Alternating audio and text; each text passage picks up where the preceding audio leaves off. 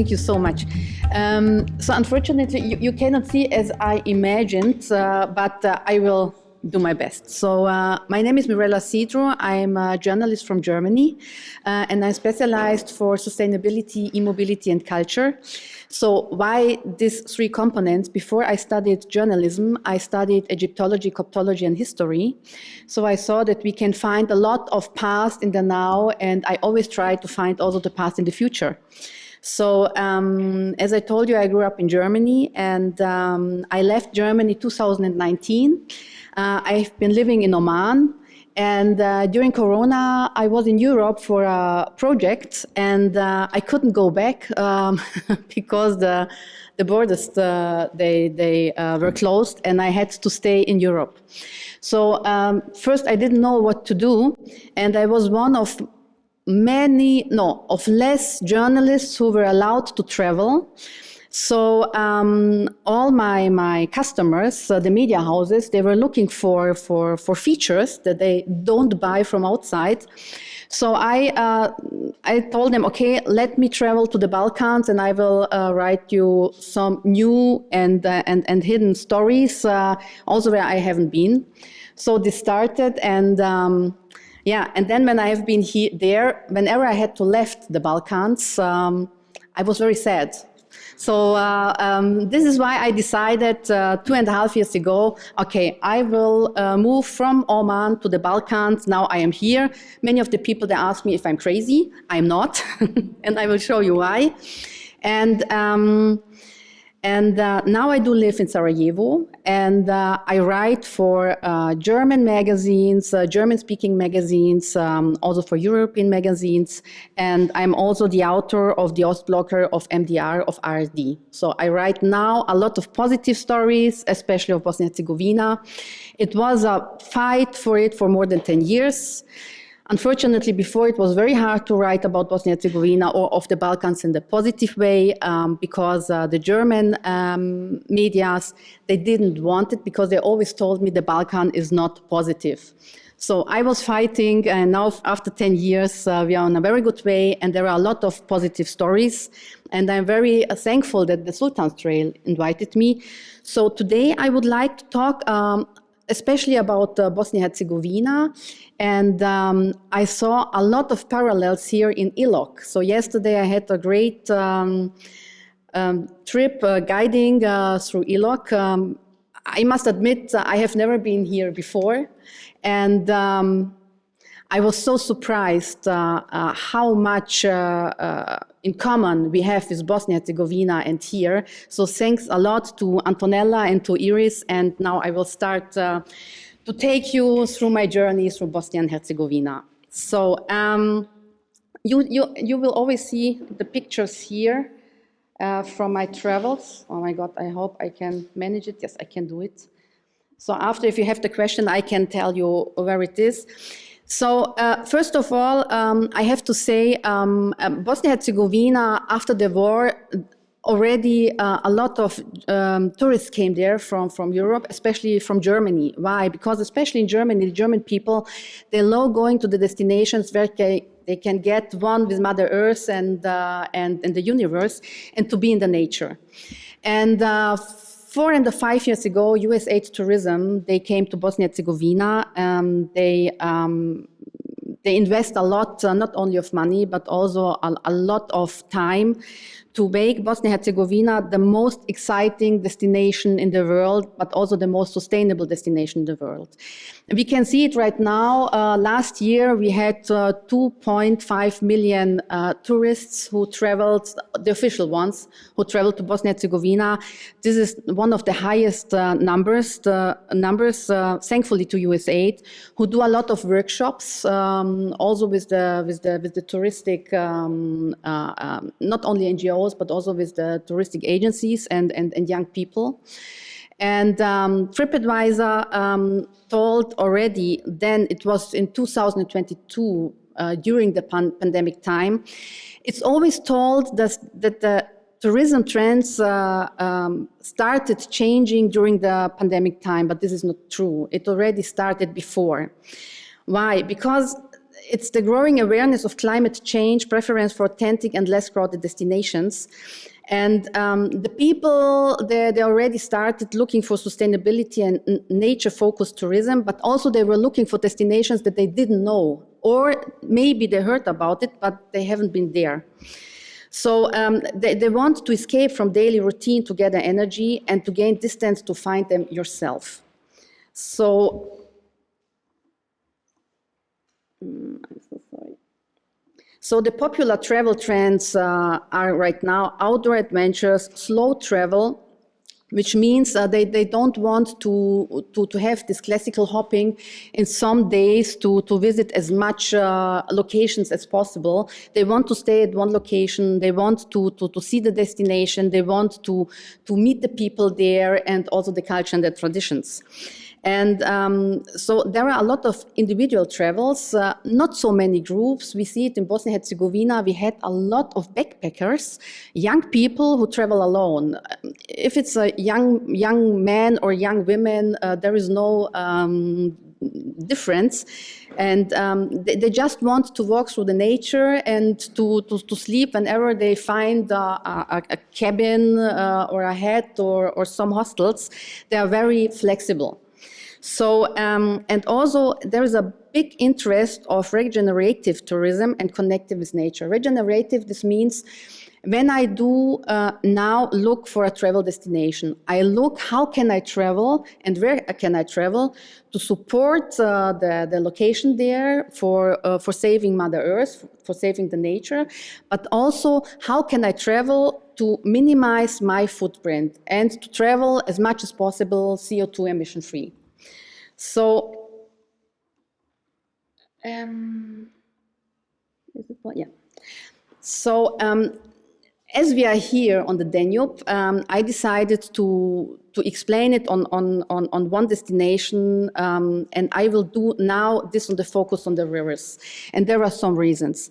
What I didn't know was I was writing a lot about the Bosnian rivers, and one scientist told me, and I even wasn't aware of it, we always fight, especially for the forests, because we think that the forests are this one that disappear very fast, but it's not. The rivers are this one that disappear fastest from Mother Earth. And they are really now in a several affected by climate change. Then, of course, of the dams, by dams, and by industrial activity.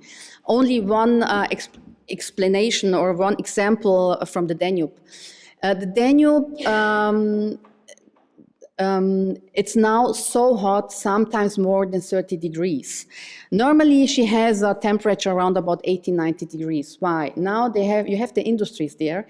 They took the cold water to cool down their products, and they don't wait until the water is cooling down. They put the hot water again into the Danube. So, and this has a lot of impact on flora and fauna, but also on the society, which is living there for hundreds of years, and it's destroying the culture and all traditions. So, and in the global decline is that the river biodiversity is decreasing by 83 to 84% since 1970, and this is a lot.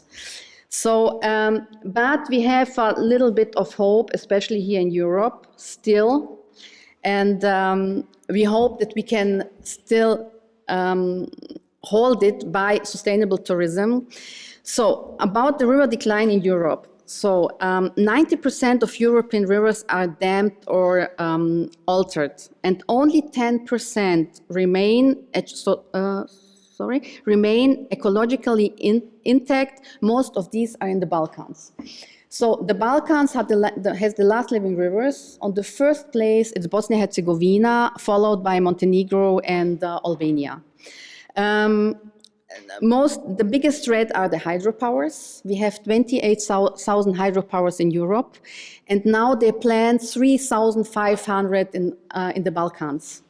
Mostly of them, unfortunately, in Bosnia-Herzegovina. Why?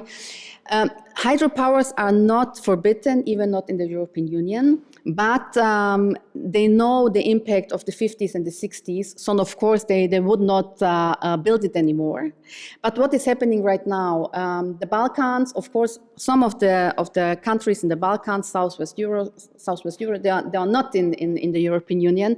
So what we have right now of the problems, we have investors from outside, sometimes even from the European Union, that they invest here in Bosnia-Herzegovina to build huge hydropowers exactly on these last living rivers. Thank God we have a lot of NGOs. We have a very strong civil society who work together from Serbia, from Croatia, from Bosnia-Herzegovina together. So now we have one step forward. The mini hydropower plants that were planned more than 1,500 in Bosnia, now they are forbidden, but only in one part in the federation. In the part of Republika Srpska, they are still allowed to be built, which doesn't make sense because we know the rivers, they don't have any borders. Yeah.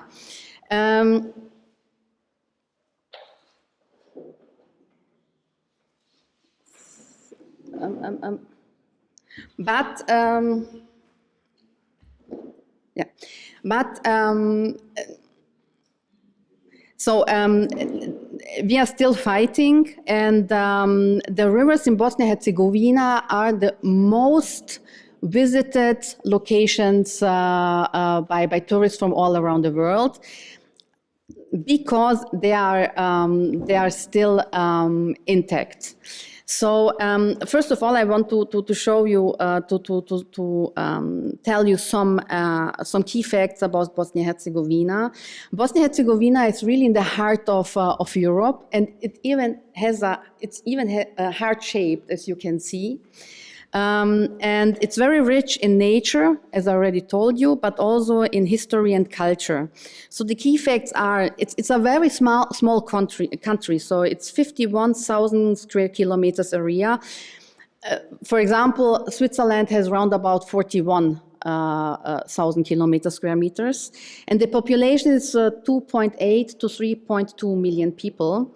And the country is forested 50 to 60%. So Bosnia-Herzegovina is one of the first countries in Bosnia-Herzegovina with the highest forestation. I think more it only has Finland, and all the other countries have less. And we have more than 200 rivers. So some say it's less, others say it's more. It's always a question of the definition, but only that you can see a compare.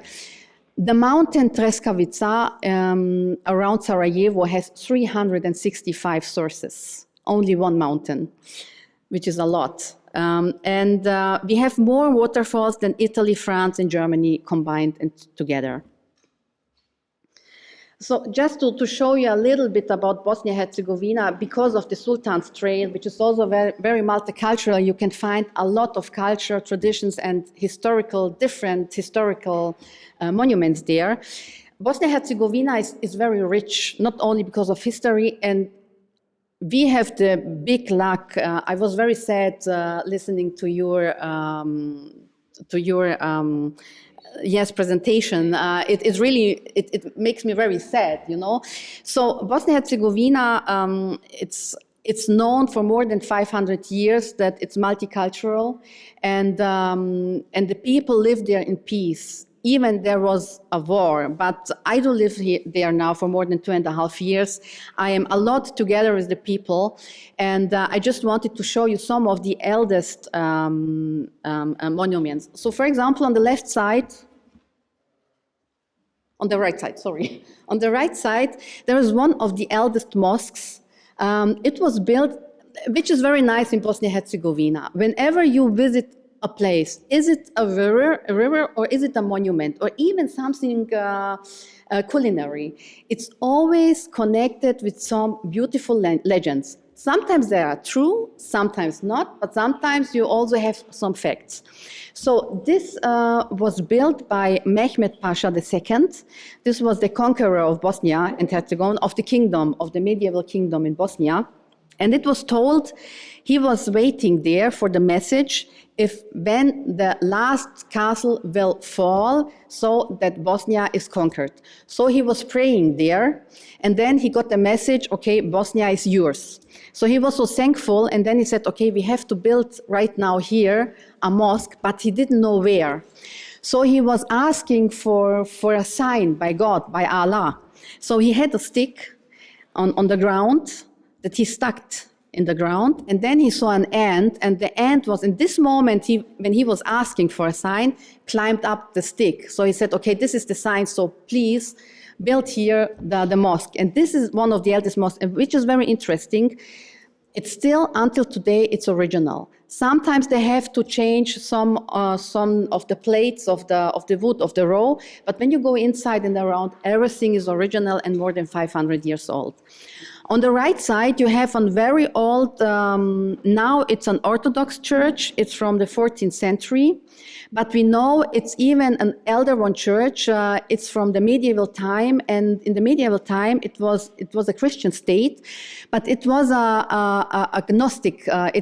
It was a Gnostic religion, which means it was a dualistic Christian church.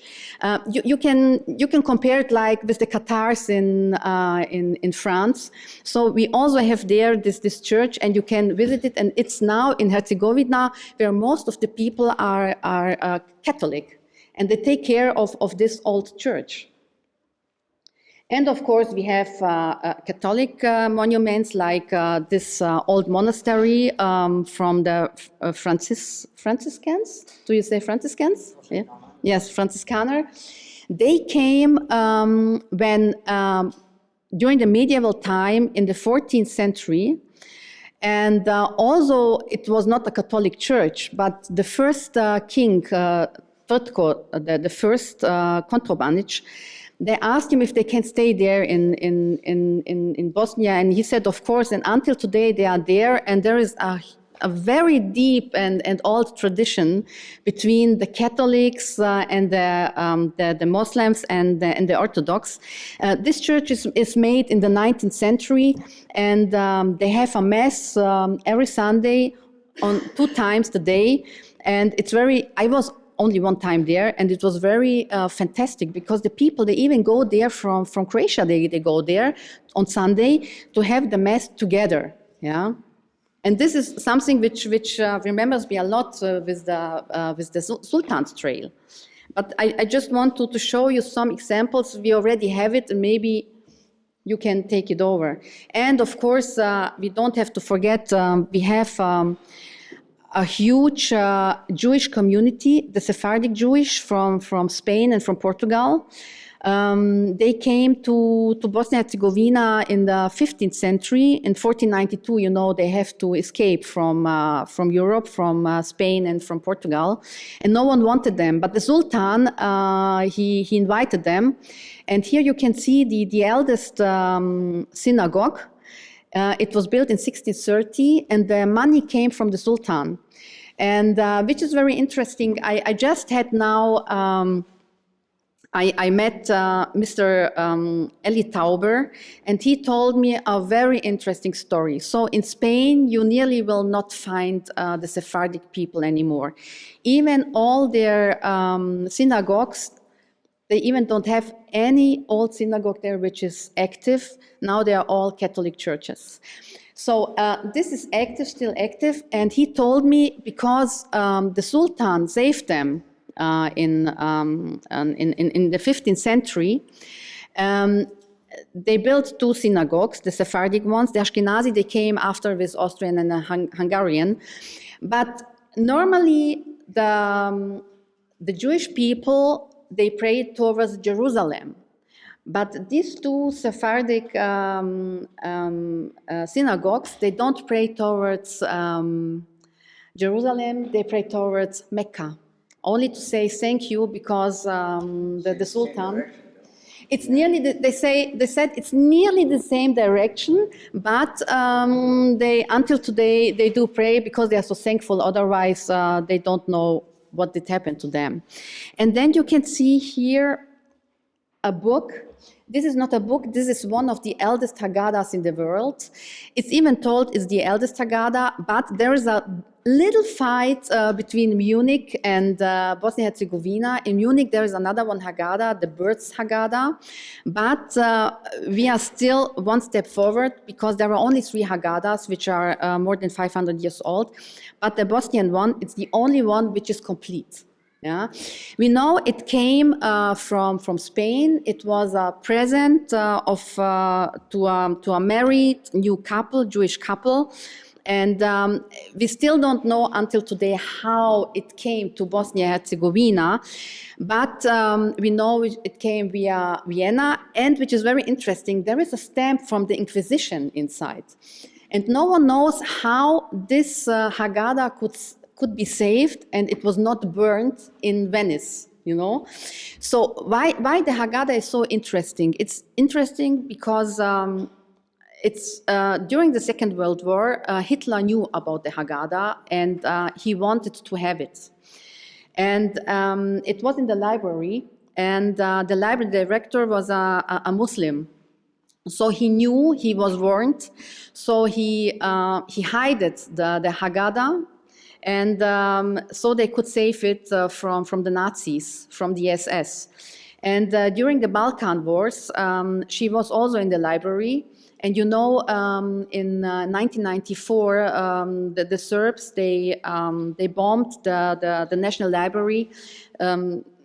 More than 75% were destroyed, but the people who were working there, mostly of the Muslims, they could save her, and now she's there, and you're really welcome. Come and see her, because the Haggadah is also a symbol in Bosnia-Herzegovina for the very deep friendship between Muslims and the Jewish people.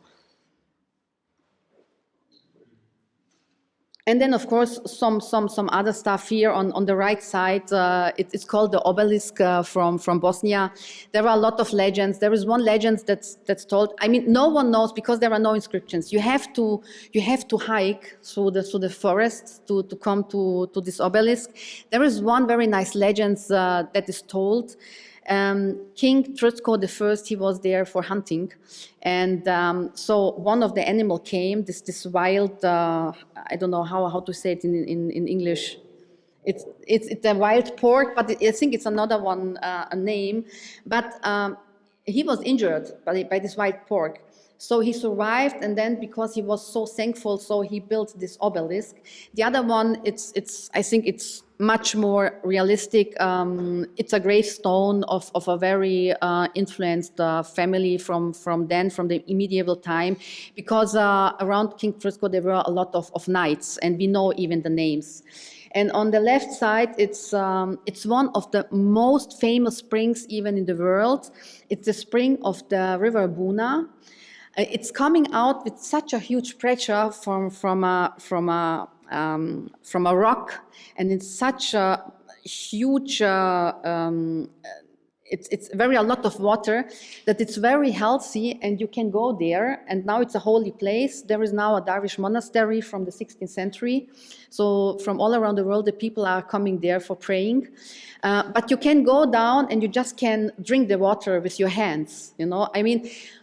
I grew up in Germany. The first one, what I learned in the school, never drink the water from the rivers, you know, because it's not healthy. So in Bosnia-Herzegovina, you still can do it.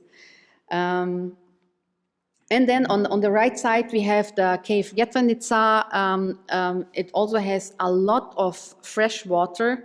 And now it's, some days ago, it's UNESCO World Heritage. Thank you so much. And on the left side, we have a lot of castles from the medieval time.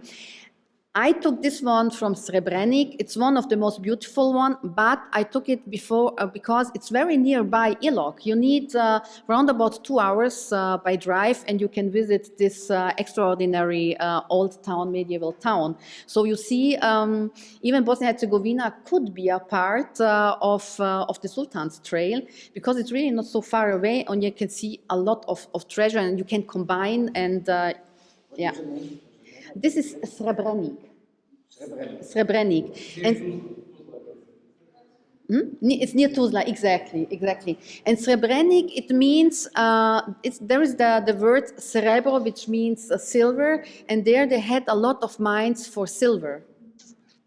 And, which is very interesting, nearby there is an old graveyard from the Ottoman soldiers who were falling down, because this was the last castle that they had to conquer, so that Bosnia was falling into the hands of the Ottoman Sultan. And one last picture, you know, everybody knows of us all the paintings which are 14 to 15,000 years old from the Neolithic time, but the eldest carving illustrations, which are 13 to 15,000 years old, you can find in Bosnia-Herzegovina. Is in this cave. You can see me here on the rocks, and it's told, you can see, I haven't seen it, but the scientists, they found it out. You can see the carving of a horse which was hunted. So even here in the Balkans, we have one of the eldest Paleolithic remains, and now it's in Bosnia-Herzegovina. Just a second, I was going to ask, what is the situation with the link up? Can we go with Sabine's presentation now? I only have some more slides, and then I finish, yeah. Then we go directly. Yeah, we go directly, yeah. So Bosnia-Herzegovina is also part of the Blue Heart of Europe. So the Blue Heart of Europe, it's a network of unspoiled rivers. I don't know if you know it. There are the countries Slovenia, Croatia, Serbia, Bulgaria, even part of Turkey and Greece. These are all the countries where the rivers are connected together. So the only one problem what we already have right now is the rivers that are in the European, in the countries of the European Union, they are protected. The rivers which are not in the countries of the European Union, they are not connected, like Bosnia-Herzegovina. This is why we are fighting right now against the hydropowers and so on. So why is Bosnia-Herzegovina the perfect adventure destination? It's, of course, because of the rivers. I already told you, you can go there. Mostly they come here for canyoning, for climbing, for rafting, hiking, and so on. But what is also very interesting, I just put one picture. So you meet there a lot of people, the locals. Like me, I was there on this river Neretva, and I met this very nice guy. After I recognized it was a very famous artist. So his atelier is this region. He's from there. So he's collecting stones, and from the stone he's making some souvenirs. And whoever is coming there, you can buy it, yeah? So you can hear a lot of legends and why it's so important that we protect this area. And I think this is very important for peaceful tourism. Peaceful tourism means also to connect with the people from there, from the region, because then you will recognize how much the nature is important. I mean, Bosnia-Herzegovina, of course, we have to save it, but this is the last natural jewel not only of Bosnia-Herzegovina, but of Europe. So we have to be connected and to do something together to save it. So, as I told you, it's the iconic Neretva. It's one of the most famous rivers. Why? It has the emerald green color. It's more than 225 kilometers long. And her name, it's very beautiful. It's the origin from the Celtic ones, and it means the divine that flows. So sometimes some of the tourists who came, they asked me, what do the Bosnians put into the water that it's so green? Because, of course, we in Europe, in European Union, it's very hard to find such rivers. Why? Of course, they are not living, and it's not living anymore. And especially the rivers in Bosnia-Herzegovina, you can find them, you know, with the canyons. The Danube was the same, but unfortunately it's not. So why the water is so clear? When it's raining, it falls on the rocks, It goes into the rocks. The rock is cleaning them, so the pure water is coming into the river. So this is why we also have to save the last living rivers, and I think it's one of the last ones. I just wanted to say to show you that the Bosnian and Herzegovinian people, we also go for picnic, and even in the winter time. This is not artificial picture. This is a picture a friend of mine she made me when we did our tea, and we just went to the spring, to the source, to spend some time there. And I also can imagine that we also could do this somewhere in the Sultans Trail. Now, only one point, sustainable travel in the Balkans, the future of the tourism. Yes, I told you, because of e-mobility, of course, the most sustainable travel is when you go by walk and by biking, but we know the Balkans, the infrastructure, for the transport, personal transport, is very bad. And we know the last year in Bosnia and Herzegovina, we had 2.4 million tourists, 1.4 came by plane. From the rest, it's round about the guy from the what's the name? It's from one agency. He told me 70 to 80% came to the Balkans by their cars. Of course, they want to see the locations. It's the most easiest way. I was the first one who traveled to Bosnia and Herzegovina from Germany to Sarajevo by electric car. All my colleagues, they told me, then you're crazy, you will not reach it. I reached it. I just wanted to show it's possible. Why? Because electric cars are zero emissions, they're reducing the climate impact, and of course they support a sustainable travel model with a lower carbon footprint. The other one thing is, I know we can talk about it, but tell me, I'm a journalist. I went very deep. I have some car companies. They don't invite me anymore because they don't like my questions. so I really only drive the cars which are really sustainable as much as it's possible. But which is also very interesting. For example, for me, when I do travel, I travel all around Europe by electric car. The first one, what I do see, where is my charger? If the charger is on a very great location where I can charge the car, where I can see something in a cultural area, where can I eat something, where I can stay, then I stay there longer. And this is the new tourism. Mostly of the people who have the electric cars, they think like that. And this is very important. For example, the first one, what I asked when I came here, is there anywhere a charger? Unfortunately, it wasn't, but they promised me, they already have it in the mind. So we know in the Scandinavian countries, this year in one country, 95% of the new cars were electric. And these are also the tourists, they also would like to visit us. Yeah? So we have to think about it, and I think the combination of these 3 points could help a lot also for the Sultans Trail.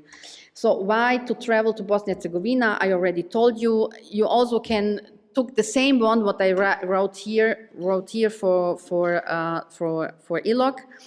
And before I finish, very often we hear the people, they are desperate in the Balkans, especially for the sustainable tourism. But we just go forward after so many years. And there is one wisdom I would like to share with you from Rabindranath Tagore. Those who plant trees, even so they know they will never sit on their shade, have at least begun to understand the meaning of life. So I hope, and I invite you, please let us plant a lot of trees together. Thank you for your attention.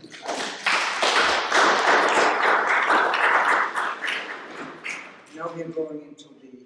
Yes, to Sabine. Thank you. Okay. Scroll. I will just scroll, yeah. So, Sabine? Ja. Also, Okay, let's get everyone together. Anybody left outside there? Could you tell them to come in? So you go over the slides, right? Exactly. So Sabine, ich muss jetzt dann sliden. Du musst jetzt einfach mal über mein Handy reden und die anderen werde ich dann hören. Und du musst mir dann immer sagen, wann ich sliden muss. Okay, also das sind sehr viele Slides. Also ich weiß nicht, ob ich immer dann nächste sagen soll. Weißt du, damit du das weißt, oder wie wir das machen? Ja, musst du mal nächste sagen. Okay, gut. Dann stelle ich mal mein Telefon hin und du sagst, wenn es losgeht und ob man mich hört. Okay? Okay.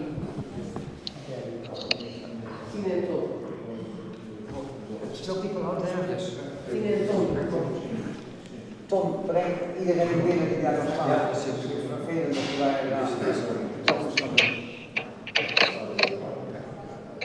wacht even.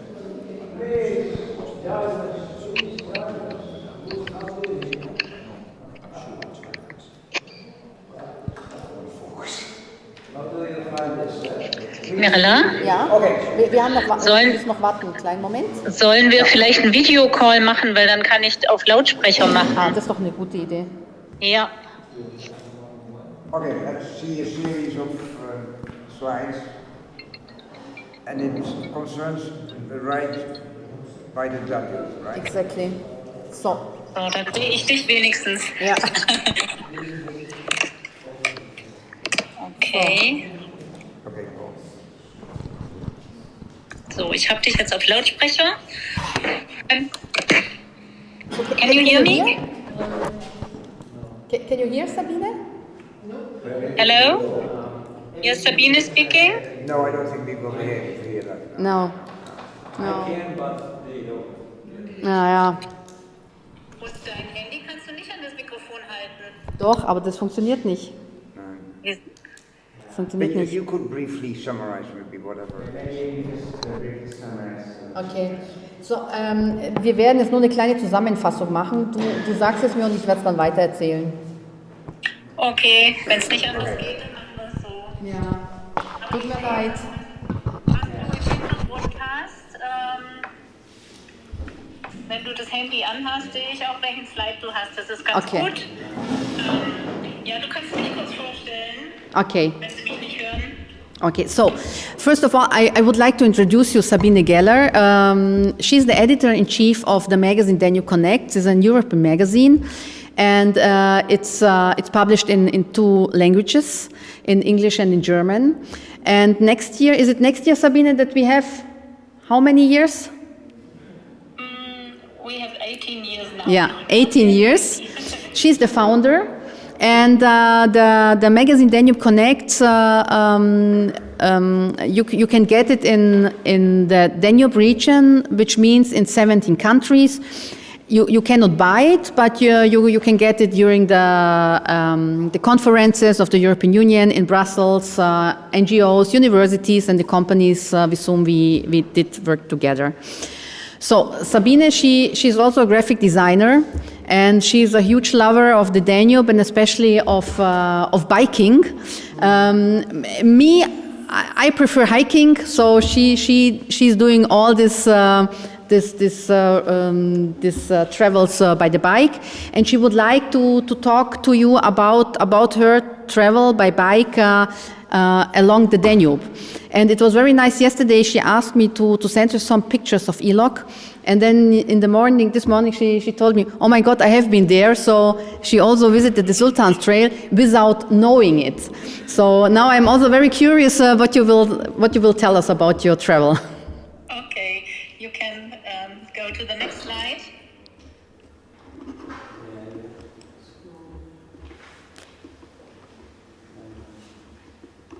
Ja. Könnt ihr nicht auf Vollbildmodus machen? Nee, das geht leider nicht, weil der Computer so alt ist. Oh mein Gott. Okay. Also, ich bin 2018 mit dem Fahrrad zur Brigach-Quelle gefahren. Ich kann es auch auf Englisch sagen, vielleicht besser, oder? Ja, ist eigentlich egal. Ja. So, I traveled 2018 to the source of the Brigach in the Black Forest. so did you hear it? Okay.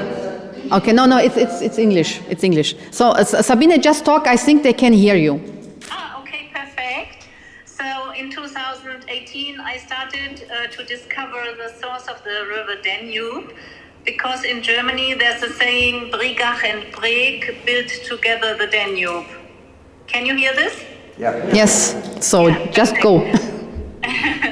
So I took my bike and went to Brigach in the Black Forest. Here, can you see it? Then next slide. It's a tiny little house, farmhouse in the Black Forest with a nice atmosphere, and here you can see the Brigach source. Next slide.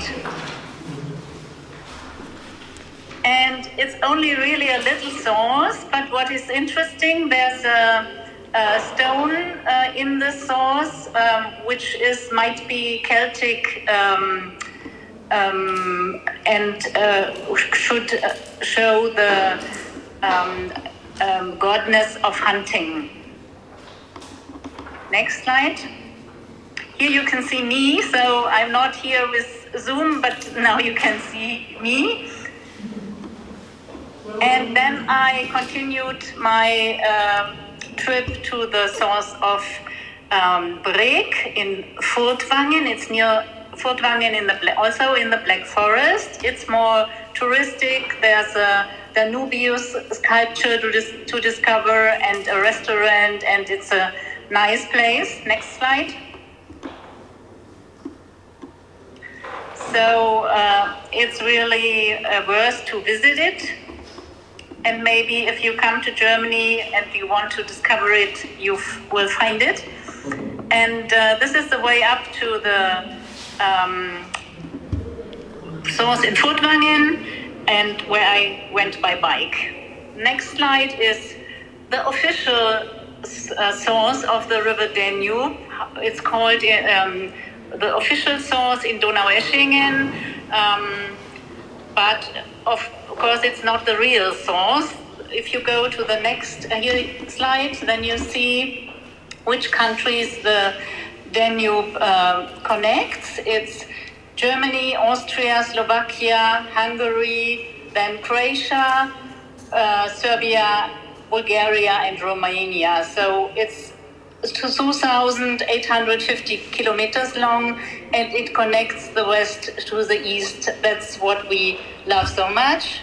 And here you see the real source of the Danube, where the two rivers Brigach and Breg come together. And the next. This is a really funny fact about the Danube. In Immendingen, there's the sinking of the river Danube. That means the water goes down through the stones and it comes out at another place.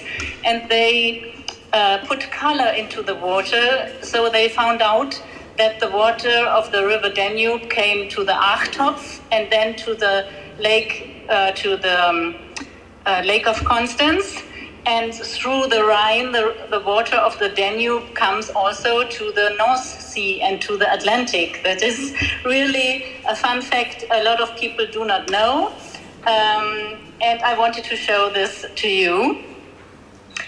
Then if you follow the river, you come through the young Danube Valley, where it's really a lovely landscape for hiking and cycling. And it looks a bit like in Serbia, but it's all smaller, of course. And what I wanted to show you, because we picked up some special points at the river Danube, this is the Heuneburg. It's a Celtic settlement, and you see the river Danube down, and it's one of the most important Celtic settlement in Middle Europe, and it is 2,600 years old, so it was 600 before Christ when these people settled there. You can see a museum, and they built the houses, how they looked in former times, and you can even see some demonstrations, how to throw stones, or next slide, how the Celtic persons lived, and there's also a museum there.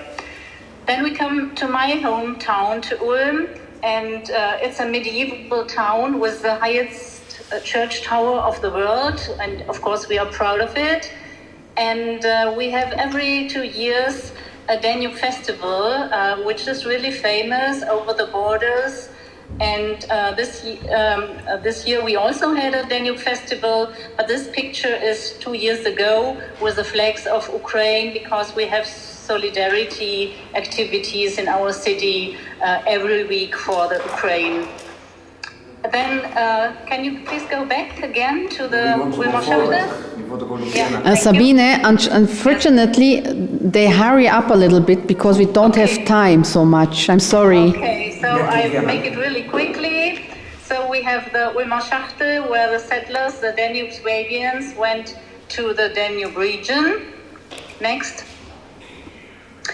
And here's a view of Ulm, of the river Danube from our Minster. Promenade in Ulm. And here, what is interesting, maybe this might be an interesting idea for the Sultans Trail. There was a EU road trip project. It was organized from the European Commission, and a couple traveled along the river Danube, and they made social media video and posted it. And at the next slide, you can see the two guys who traveled along the Danube, and we visited, of course, the Minster, and I joined them and give them some recommendations what they could visit during their trip at the Danube. Then we come to Regensburg. That's a Bavarian medieval town. We can go further on. Here it's a really nice place Mirella and me love. It's the Schlögener Schlinge. It's between the border of Germany and Austria. You can continue. And there we visited also the Schallerburg, which is really a nice fortress. I skipped Linz and Vienna because maybe you can find a lot of information in the in the city guides. But what is worth to see is the Donauauen after Vienna, with a beautiful nature, and where you can find the European pond turtle, which now recovers, and they are protected in this area, of course. What is also worth to see is the Neusiedler Lake between the border of Vienna and Hungary. Maybe some of you know it. It's a perfect bird watching place. And we discovered it and we liked it really much. Then I come to Hungary. With its beautiful bridges, and where I stayed in the Geller Hotel because it's like my name. I wanted to stay there and to discover it. And I like the view from the opposite side of the Geller Hotel, where you can watch the Statue of Liberty on the mountain. Of course, you cannot miss to eat Hungarian goulash if you stay there. And it's a place I can recommend if you want to see some subculture in Hungary. It's the Simpler Bar. And we follow our way on the Danube and come to Croatia then. First we stay in Hungary and visit Danube beaches, and Mohács, where my parents are born in Hungary. And then we come to Croatia. So the beautiful landscape is there, and what I can recommend is to go to Kopač Kirit, where it's also a beautiful area for bird watching and for nature. We stayed a night in Osijek, and then later on we visited Vukovar, where you can see nice touristic 3D illustrations. And of course, what is really a highlight is the Bucedol Culture Museum, where I had an interview with the director, with Mirella Sidro. And here you can see the famous Vucedol dove and the vase with astral calendar. So it's really a special museum. Then passing through Ilok, I was wondering that it looks like a rainforest, and I was really impressed how the nature is. And I took a picture, as you can see, from Ilok. I only, Sabine, yes. Only, unfortunately, this forest doesn't exist anymore because of the climate change. Okay. So, but you witness it how it was. Okay. Then this is the picture Mirella took, and I just saw that it's the same perspective than I had in my picture. Then we crossed the border to Serbia and met a couple of cyclists. We went along the river, and suddenly we were invited by the people who were making party at the beach, and we got some beer and something to drink and to eat, and we continued our trip to Novi Sad, where the Eurovelo 6 is parked. And Novi Sad is really a lively city. A lot of young people are there. Here is the house where Mileva Maric Einstein is born. I visited it because Albert Einstein is born in Ulm, in my hometown, and so we have the connection to Novi Sad. Here's the Petrovaradin Fortress. It's a must-have scene when you come to Novi Sad. And here we came to Belgrade Station. It was still functioning when we came there, but now not, because there's a vision. Maybe Belgrade waterfront you have heard about. The Arabic investors will build up a city. I do not like the idea so much, because I think we should provide our historical heritage, but it's not so easy, what future will bring. Here you see the fortress of Belgrade. It's a beautiful place where you can see how the Save is coming to the Danube. And what is really huge is the river Danube near Golubac, in front of the Iron Gate. The Danube is 7 kilometers large, so it's really huge.